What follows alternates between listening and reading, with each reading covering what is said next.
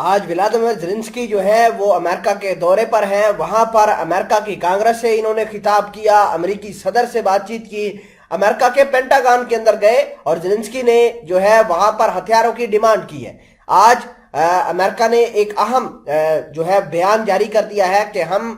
Ukraine کو اپنا patriot missile system جو ہے وہ دینے جا رہے ہیں، اور اگر یہ پیٹریاٹ میزائل سسٹم یوکرین کے اندر تعینات ہوتا ہے تو رشیا کی ساورینٹی جو ہے وہ ڈائریکٹ جو ہے وہ تھریٹ ہو جائے گی. اگر ہم پیٹریاٹ میزائل سسٹم کی بات کریں تو پیٹریاٹ میزائل سسٹم تقریباً 1990 سے چل رہا ہے اور امریکہ کی ایک بیک بون تصور کی جاتی ہے، اور امریکہ اسی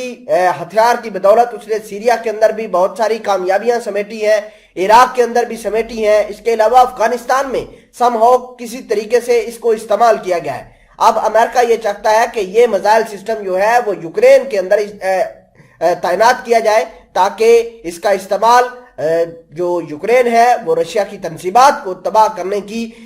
لیے اس کو استعمال کرے. خیر، اس حوالے سے کچھ اہم چیزیں آپ کے سامنے ڈسکس کرتے ہیں. چھوٹی سی گزارش ہے کہ آپ ہمارا یوٹیوب چینل حسنات ٹی وی کو سبسکرائب کر کے پاس موجود گھنٹی کے نشان کو دبا لیں تاکہ لیٹسٹ نیوز آپ تک بر وقت پہنچتی رہے. آج امریکہ کے صدر نے اعلان کر دیا ہے کہ وہ تھاٹ اور پیٹریاٹ میزائل سسٹم جو ہے وہ یوکرین کو روانہ کر رہے ہیں، اور سب سے پہلے پیٹریاٹ میزائل سسٹم یوکرین کو دیا جائے گا. آپ کو یہ بتا دیں کہ یہ خبر آنے کے بعد رشیا کے صدر ولادیمیر پوٹن نے اعلان کیا ہے کہ اگر امریکہ نے یہ کام کیا، اگر اپنا پیٹریاٹ میزائل سسٹم یوکرینی سرحدوں کے اوپر تعینات کیا تو امریکہ اور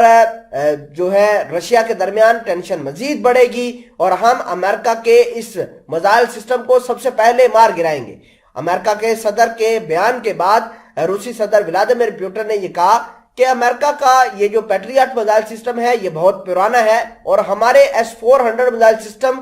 کو تو چھوڑے، S-300 میزائل سسٹم اس میزائل کو تباہ کرنے کے لیے کافی ہے. صدر ولادیمیر پوٹن نے امریکہ کو ایک مرتبہ پھر دھمکی دی ہے کہ وہ خطرناک ہتھیاروں سے یوکرین کو لیس مت کرے، جس کی وجہ سے ٹینشن اور زیادہ بڑھے گی. اگر ہم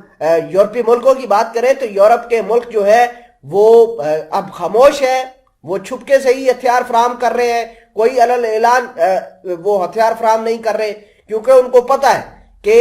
اگلا ٹارگٹ جو ہے رشیا کا وہ یورپ ہی ہے. یورپ کو اس وجہ سے بھی بڑا دھچکا ملا ہے کیونکہ یورپ کے پاس گیس نہیں ہے. جو رشیا سے گیس جا رہی تھی یا یوکرین سے جو بجلی جا رہی تھی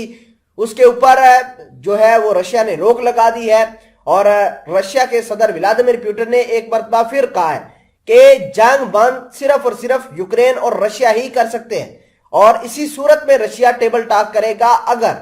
ہم نے جو دعویٰ کیا ہے کہ فلاں فلاں علاقے ہمارے ہیں، اگر یوکرین وہ علاقے ہمیں دے دیتا ہے تو ہم ان کے ساتھ جنگ بند کرنے کے لیے تیار ہیں. آپ کو یہ بتا دیں کہ سپٹمبر کے مہینے میں